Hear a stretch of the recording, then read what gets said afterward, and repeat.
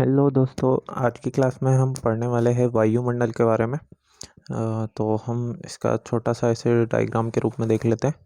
पहले हमने ये गोल बना लिए पृथ्वी, और जिसमें हमारा पहला मंडल होगा क्षोभ मंडल, जिसकी ऊंचाई है 14 किलोमीटर। और मतलब ये 8 किलोमीटर से 14 किलोमीटर के ऊपर तक माना जाता है। वैसे स्टार्टिंग हो जाता है पृथ्वी की सरफेस से, और इसमें जितने भी ह्यूमन बीइंग्स और जीव जंतु, जितने भी एनिमल्स है जो हमें दिखता है, वो सभी इसी क्षोभ मंडल के अंदर आते हैं। दूसरी बात, इसमें मौसम संबंधित पूरी क्रियाएं, बादल बनना, बारिश होना, ये सभी भी इसी क्षोभ मंडल के अंदर आते हैं। चौथी, इसमें जो भी हेलीकॉप्टर छोटे और वायुयान वगैरह, फाइटर जेट्स वगैरह, ये सब भी इसी में आते हैं। ठीक है। और इसे इंग्लिश में कहता है ट्रोपोस्फेयर, और इसका सबसे ज़्यादा घनत्व भी इसी मंडल का होता है। मतलब ये सबसे भारी घनत्व वाला यही मंडल है, क्षोभ मंडल। इसके बाद आ जाते हैं हम दूसरा, जिसे कहते हैं स्ट्रेटोस्फेयर, और हिंदी में इसे कहते हैं समताप मंडल। इसे समताप मंडल इसलिए कहते हैं क्योंकि इसका टेम्परेचर कांस्टेंट होता है, इसमें तापमान का परिवर्तन नहीं होता है। ये 50 किलोमीटर तक होता है, 14 किलोमीटर से 50 किलोमीटर तक ये होता है। और इसमें जो इम्पोर्टेंट बात है वो ये है कि इसी में जितने भी हमारे बड़े मतलब एयरप्लेन वगैरह होते हैं, प्लेन बड़े वाले वायुयान, वो इसी में उड़ते हैं, क्योंकि इसमें किसी भी चीज़ की फ्लक्चुएशंस नहीं होते हैं, तो इसके कारण इसमें आसानी से उड़ते हैं।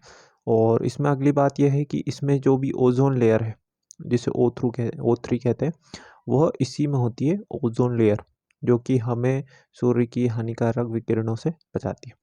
अब इसके बाद हम जान लेते हैं अगला मंडल, जिसे कहते हैं मध्य मंडल। इंग्लिश में इसे कहते हैं मीजोस्फेयर।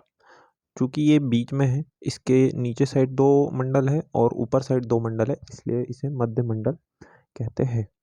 ये बहुत ठंडा मंडल है। ठीक है। इसमें लगभग लगभग बर्फ भी जम सकती है, मतलब बहुत ज़्यादा ठंडा ये मंडल है, इसे कहा जा सकता है। इसमें इसकी जो हाइट है वो है 80 किलोमीटर है। 50 किलोमीटर से 80 किलोमीटर तक इसकी रेंज है। तो ये कोल्डेस्ट लेयर है। ठीक है। अब ये हो गया हमारा तीसरा मंडल। चौथा मंडल है आयन मंडल।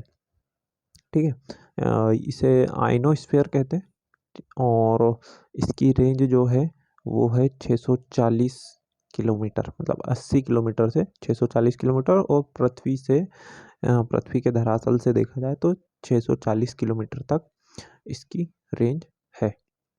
अब इसमें बहुत सारे इम्पोर्टेंट पॉइंट्स हैं, जैसे कि रेडियो वेव्स।